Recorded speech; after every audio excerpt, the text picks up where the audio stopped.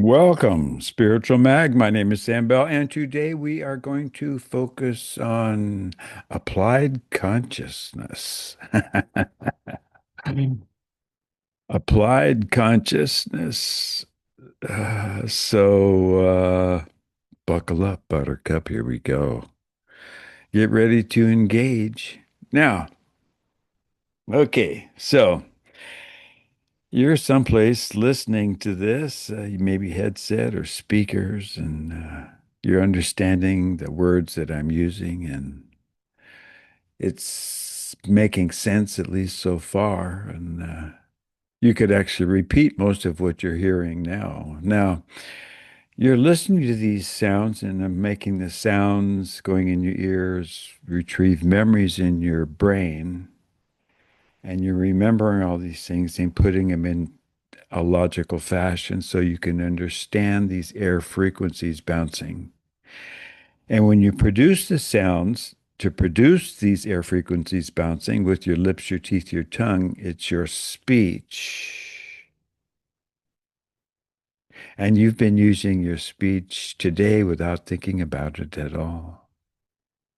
Actually, you've been using your speech probably your entire life without thinking about how do you make these sounds?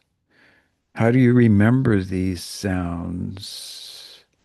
How do you put all these sounds together to make them into thoughts and streaming conversations? How do you do that? And you don't think about it. So it's something that you're doing automatically on some level, and you're not aware of it. Not unlike breathing or balancing yourself when you're walking or and that's just the start. So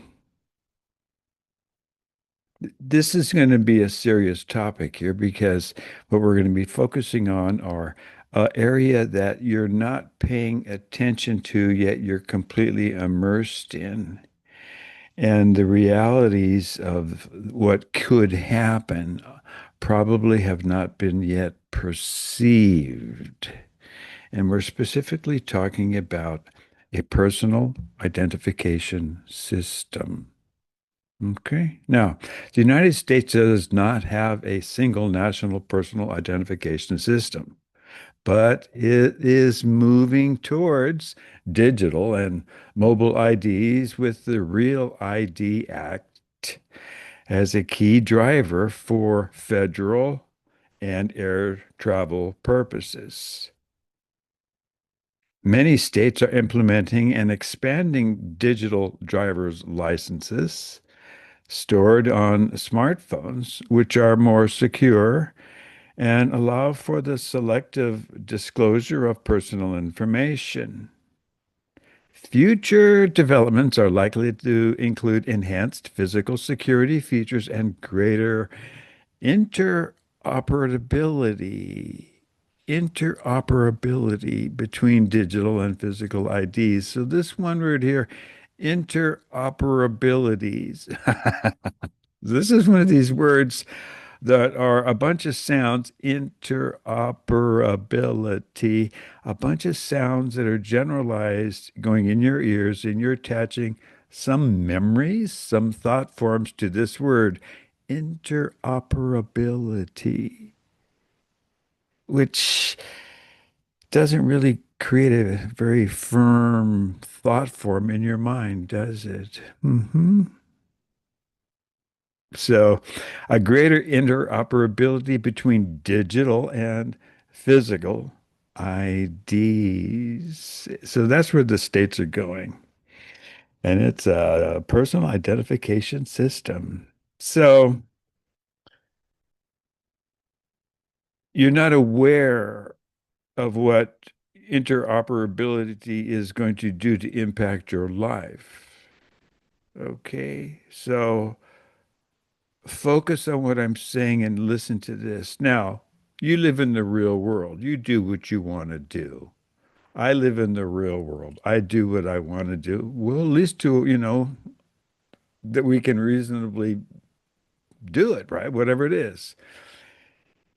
So we have free will and we're using our free will. So we do what we want to do. If I want to work and go to university and become a speech pathologist, I'm going to do that. Other people, they want to, be an artist and they're an artist. And other people want to, whatever. You do what you want to do in the real world. So, and you don't do what you don't want to do. You don't do what you don't want to do. So you do what you want to do, you don't do what you don't want to do. Kind of like that, within limitations, you know. So now, thank you for going this far. Now we're going to dive in a little bit here. You're going to need to pay attention. Now, the way it works is when you do something you like, it's because you like it. And when you don't do something because you don't like it, it's because you don't like it and you don't do it. So the behavior increases if you like it. The behavior increases if you like it and decreases if you don't like it. Decreases if you don't like it. So, for example, let's say there's chips, potato chips, corn chips, barbecue chips, all these different kind of chips. Well, I like plain normal chips or barbecue chips. That's the ones I like. I don't like all these other ones, onion or whatever, sour cream or whatever. But everybody has different likes and dislikes. So my behavior is to buy a package of, you know, tortilla chips, spicy tortilla chips. And the other people wouldn't touch them. So the behavior, I'm doing more buying spicy tortilla chips, and other people be buying, sour cream chips or whatever. So the behavior goes up, they like it. The behavior goes down, they don't like it. Now that's how you know if something they like or they don't like it, if the behavior goes up. If they like it, the behavior goes up. Now, say for example, a child needs attention and they don't get any attention unless they've done something wrong. So now they're doing stuff wrong a lot. So the behavior is going up, acting up at the table, interrupting, and they're getting more attention. So what's happening is they're doing it more and they're getting more attention. So when you're giving them the attention, say, will you stop interrupting or whatever it is? That's a positive reinforcer for them because the behavior is increasing.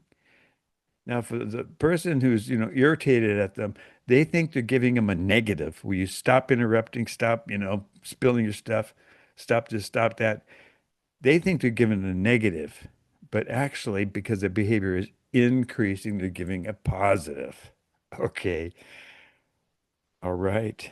And the only way if you know something is a negative reinforcer, the only way you can tell if something is a negative reinforcer if the behavior decreases. The behavior decreases.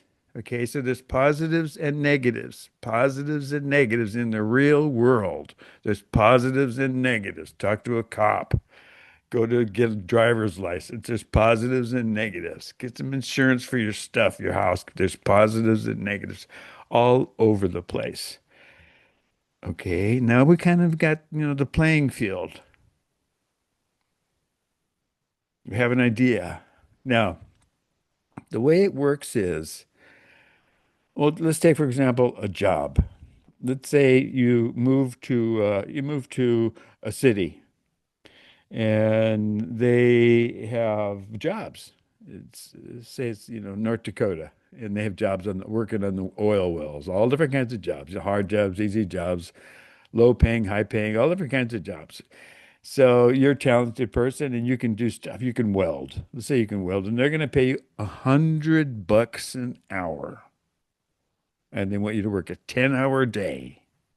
So they're going to pay you $1,000 a day. Okay. And then pay housing because you're out freezing your ass off. The housing's out there, right? There's nothing out there, right? Gonna go goose hunting. So, so you're gonna do it like, say a 3-month contract, $1,000 a day, 22 days a month. So you're making 22 grand a month. And you come back with 66 3-month contract, 66,000 bucks. Okay, cash, right? They pay you bingo. Would you take the job? Yeah, I would. That'd be fun. See what I could hang out for 3 months, get a pile of bread, and then take a break, 1,000 bucks a day. So that what's the positive reinforcer? 1,000 bucks a day. Hello. Now let's say you go to the place, you go to the big company and say, fill out the application. They look at you, oh, you're bilingual, you speak Italian. Well, we have some Italian equipment here. These guys, we have need someone who speaks Italian too. So we're going to pay you uh, $2,000 a day. Okay, $2,000 a day. You get paid at the end of the week. It's an 8-hour day, so it's 1,600 bucks a day, 16,000 bucks. Yeah, 1,600 bucks a day, and you're getting paid for 5 days. That's 500 and 611. It's a lot of bread. You're gonna go, sure. I love it. Sounds good. Right? What's the whoopee? This big bread, more money. Now, if you go do the same thing, they're gonna give you, 14.50 an hour. You're not gonna do it. Same job. The only thing that's different is how much the whoopee is, how much money is. That's the only difference is the amount of money. Okay, now you already knew that one, hon. Loved one. You already knew that one. This is the point that I'm talking about here for the real personal identification system. Listen up here. Now, let's say you go to the company and they say, okay, we want you to work and we're going to pay you 100 bucks an hour, and that's a 10-hour day. So you're going to get paid 1,000 bucks a day. Okay, we're going to pay you at the end of the week. That's 5,000 bucks. Okay, you're going to get paid 5,000 bucks cash a day. You're on your own for taxes. Good luck. You go, oh, thank God, I'm so happy. So you're going to work, and Friday comes, 5 grand, every Friday, 5 grand, 5 grand, 5 grand. All this money in your pocket. This is the best job in the world. Now, what if they say, we're going to pay you uh, 100 bucks an hour, and it's you get paid every 6 months. You're not going to get paid at the end of the week. You're going to get paid every 6 months, a bunch of money. Big old truck's going to back up here and just dump a whole bunch of money on you. Then the 6 months, like, $250,000. You want the job? You can do the same job. You just wait 6 months. You're like, well, I don't know, you know? Or how about if you have to wait 3 years for the money?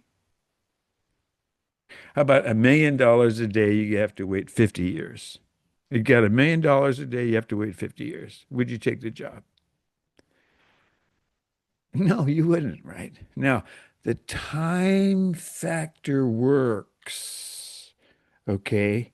The time factor works between when the action happens and the reinforcer occurs. That's a big factor. If you're getting paid 100 bucks an hour and they're paying you at the end of each day 1,000 bucks cash, you go home with 1,000 bucks a day. You're gonna love that job.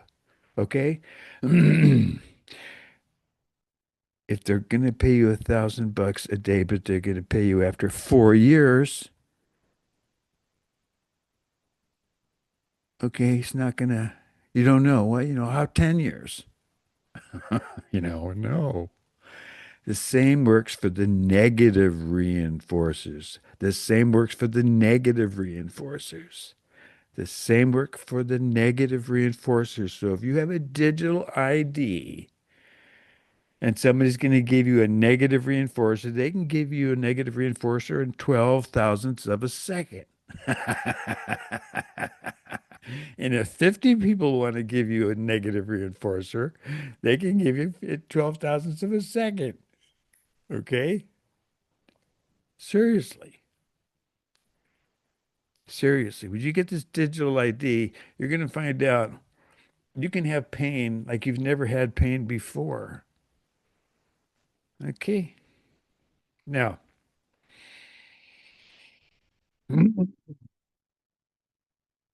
China. Okay. You you've seen on television the Chinese um, following instructions, like in marching and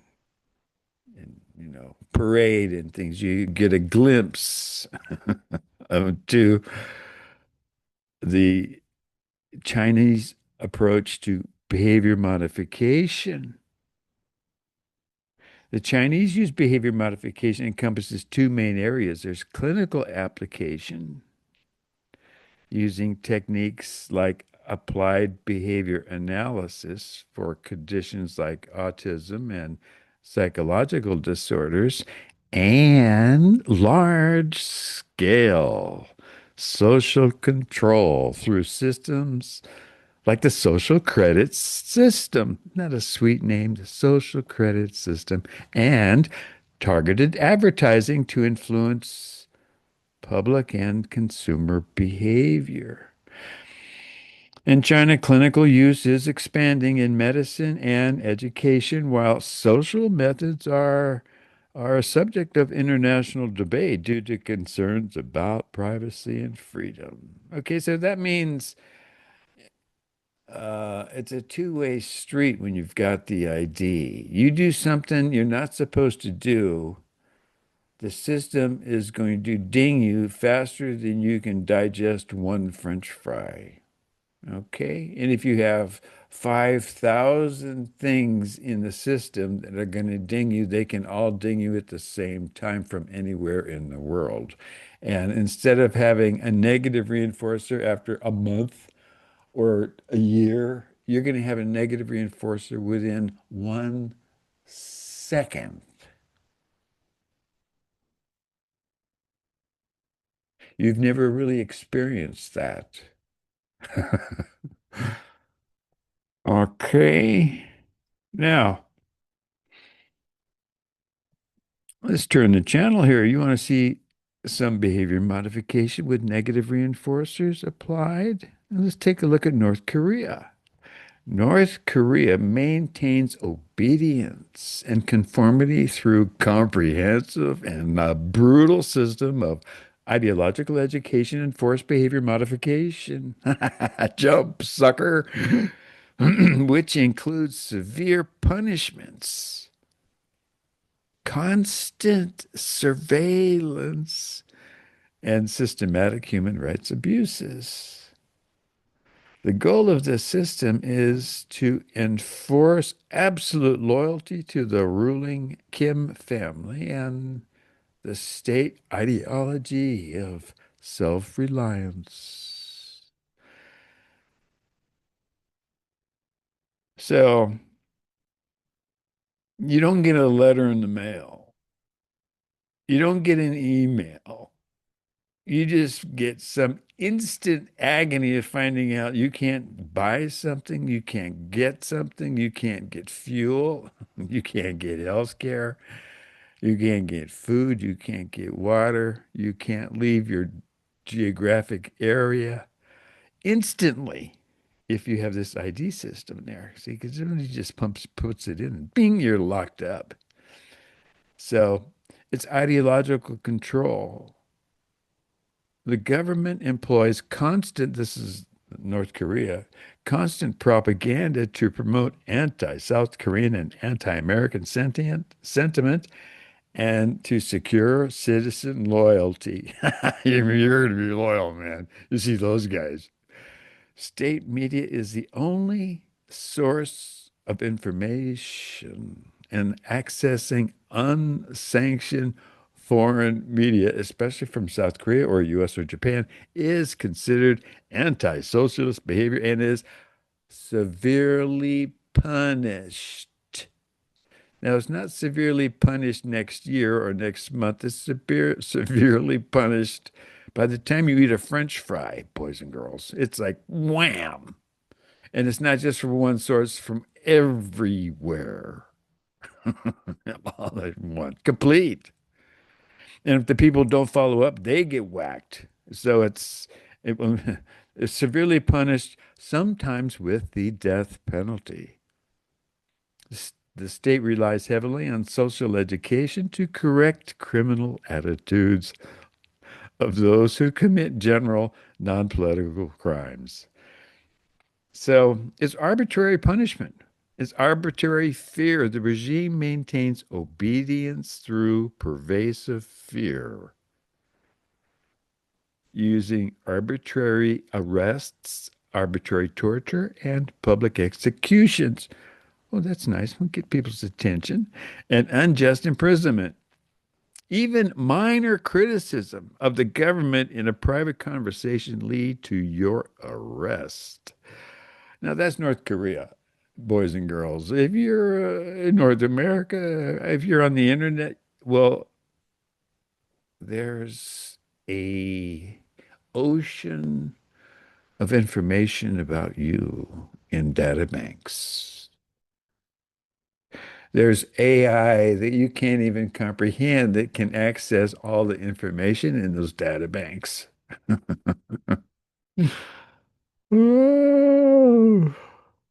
So for people that get the ID and they're in the system, it's like, well, it's a political prison camp.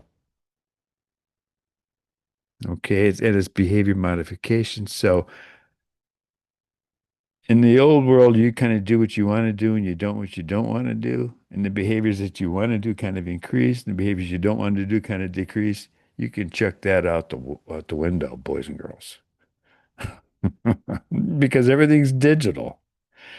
And the data banks and the AI that has you, it can provide everything that you have access to, not accessible. It can. And they'll do it faster than you can eat a French fry. So that's the one point of this whole little thing I'm sharing with you today in terms of behavior modification is the people are like, well, it says digital ID, it's like my driver's license. I don't, what do I got?